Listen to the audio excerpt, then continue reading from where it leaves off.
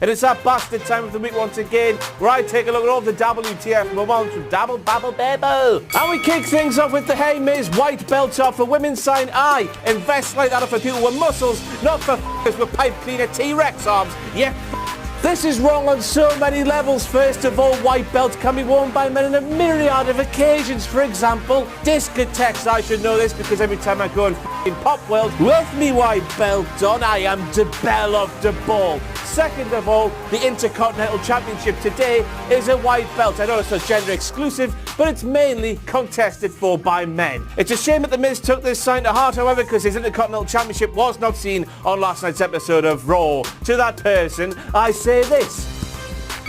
You're premature, you f***.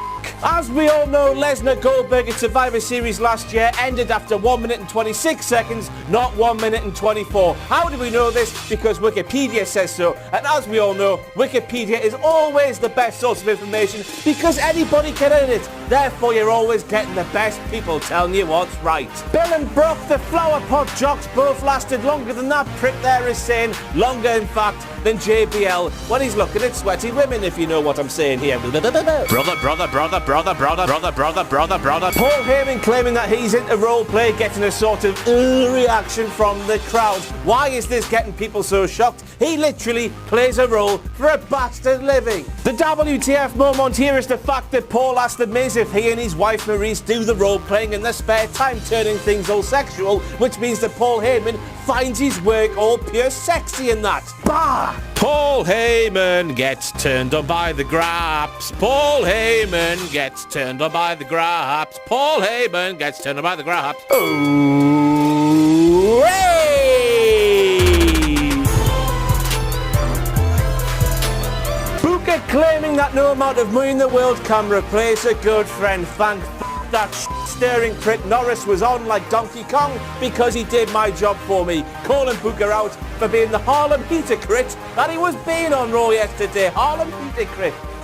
Every single bastard week on Raw, Booker T always claims it's all about the money and the championships. Yet here, he's claiming that money can't replace friends. All those f***ing years of spinneroonies have got him dizzy blood. Fam. Moose! Booker T, when she sees that, Queen Charmel, she's coming for you, you dirty dog. That's the bastard hat-trick already. Booker T this time claiming that Sheamus plunked Seth Rollins down on the hardest part of the apron, even though, as we all know, the apron is the same all the way bastard round. It goes steel, bar, then wood, then padding, then canvas. It's the same all the way around. What Booker actually meant to say, of course, was the hardest part of the ring. Cliche city, motherfucker. Booker T talking about the hardest part of the ring and the hardest part of his job, which is talking, which is worrying because the only bastard thing he's paid to do is f***ing talk, and he's shit.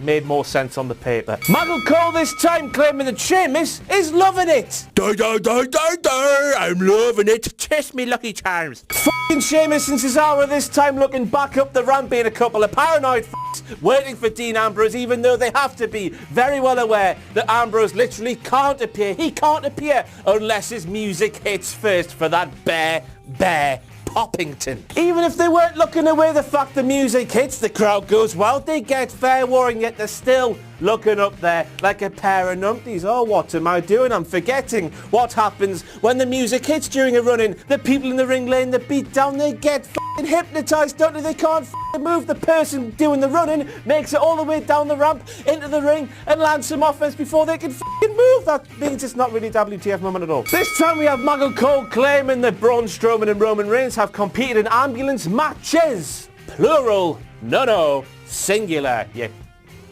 Just like last week, we had Dean Ambrose after Seth Rollins had been attacked by the bar, saying that he'd been painted an arsehole by not coming out to help his pal, former pal. The commentators couldn't make their mind up, could they? Have you Dean, pal, you've been made to look like a baby face with integrity. You said you would fight your battles while that greasy cat weasel had to fight his own as well, and you stuck to that. Fair play to you. Fair play to you for not turning into a silly baby face who becomes a bastard sheep. Meh. I can't see a way out for Seth Rollins in this feud because of this. Dean Ambrose is all like, I'm not going to get burnt by you, pal. Seth's like, nah, man, I've changed. Dean's like, what's that say on your shirt, pal? Seth's like, nah, man, I've changed, man. Dean's like, oh, what's that at the start of your theme when it shouts, burn it, Dean? And then Seth's still like, nah, man, I've changed. Trust is, I don't think so. Booker T saying that Jean-Pierre Goulet has got to be from Canada. He's got to be French-Canadian when WWE are transmitting Raw from Canada, from Toronto. Me, is he a medical marvel or what? How can we all be as clever as him? But of course Michael Cole somehow made himself out to be a bigger idiot in this situation than Booker T by asking Booker just how he came up with this hypothesis. I tell you what, if these two were a pair of f***ing horses, Booker T would now be a sweeping brush and Michael Cole would be the glue holding Bayley's shoulder together, which of course is glue because Bayley's shoulder is currently separated. Oh, it's horrible. I'm a dick. This tech man likes Caucasian palms. This tech man likes Caucasian palms. This technical man likes looking at pictures of Caucasian palms. Next we move on to Alexa Bliss, who claimed that locker room talk stays in the locker room, and that got me to thinking of a time I was on the internet Googling. Not like that. Lanny Poffo tells a story of how he was with a young lady, and that young lady was going, oh, you've got a big willy, Lanny. So Lanny sucked himself off. Word spread around the locker room about this. So the very next day, Black Jack Mulligan asked Lanny Poffo in the showers to demonstrate what he did with that lady. So Lanny Poffo got on the floor and sucked himself off in front of Black Jack Mulligan.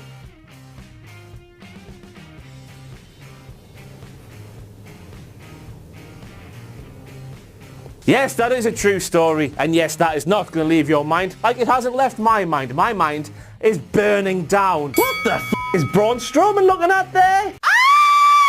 The Enzo is not a jobber sign, but if he isn't a jobber, what the f*** is he? I've got you by the balls there. 6 what culture signs at this week's WWE Raw, including one that claims I am woke. Yes, I am. I am stood here woke. I'm not asleep like Big Cass was, ironically, in the same shot that sign was seen. Ha ha ha. I am stood here awake. And there was also a sign claiming I'm the loyal subject of some mark, when that mark is clearly a loyal subject of me, with my name on his sign. Let's move on then. Things always look so much worse in slow motion, don't they? And WWE Raw decided to air a slow motion replay of Big Cass getting sparked the f*** out by the Big Show. Only thing is though, the Big Show's fist isn't even in the same bastard postcode as Big Cass's chin, and that big sweaty softy is gurning like he's treble dropped in Pop World last Friday with me. Your boy Finn Balor claims that to him at least Bray Wyatt strikes him as a person who doesn't care about wins and losses. He only cares about scaring people. Well, f***ing hell,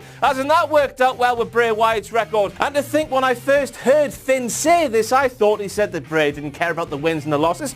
All he cared about was scoring. Jojo.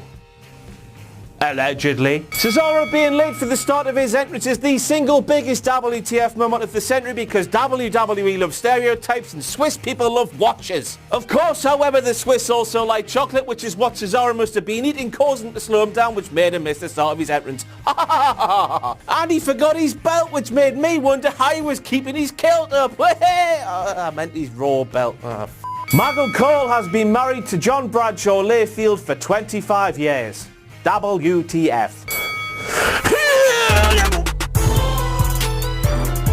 For the love of all that's mighty, can somebody just sit that tool down before Raw goes on the air and explain to that useless what is going on? As we all know, the story of Sheamus and Cesaro is two people who couldn't stand each other getting put together and realizing they were good together and then becoming the most well-oiled machine in the WWE Raw Tag Team division. This is a concept, however, that Booker T can't get his silly stringy hair around. Booker's sitting there claiming that Cesaro wishes he was in Dean Ambrose's position back in the day, being a singles champion, even though for one, he's a champion now, and two, he loves being in the tag team with Sheamus. He doesn't want to be away from the big ginger Irish And third, of course, Booker is just frankly ignoring a whole year's worth of storylines. What on earth is he doing? They say that ignorance is bliss. I am here to say, in Booker T's case, that ignorance just makes you like a tit in front of the entire bastard world. Maggle Cole as Dean Ambrose is climbing up the turnbuckles ready to jump onto the floor on top of Sheamus and Cesaro. He says,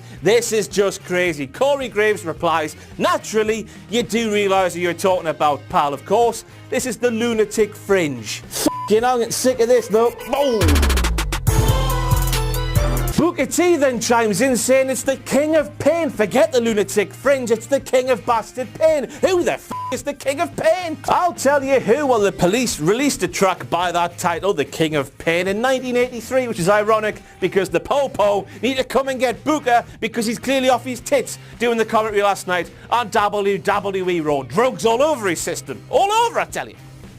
Allegedly. The marks in Toronto thinking they're all badasses by booing the good guys and cheering the bad guys. But then Dean Ambrose simply does that towards Seth Rollins and they turn into Maggle Cole at a f***ing Superman Punch convention. The f***ing gush and they're weak at the knees. They're screaming like little bastard girls. That badassness that they were shown earlier in the night, completely gone. Once a mark, always a mark. I see your true colour shining through. I f***ing love how 205 Live's Daivari is announced by being from Minneapolis, Minnesota by way of Iran. He needs to stop f***ing taking Ryanair and those long complicated routes, if you get me drift. I tell you what, Titus, you look lit tonight.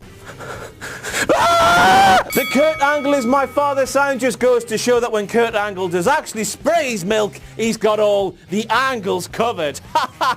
And the Jones, and the Smiths, and the Simpkins. Do you like our booking, kids? Aye, aye, Captain! I can't hear you! Aye, aye, Captain!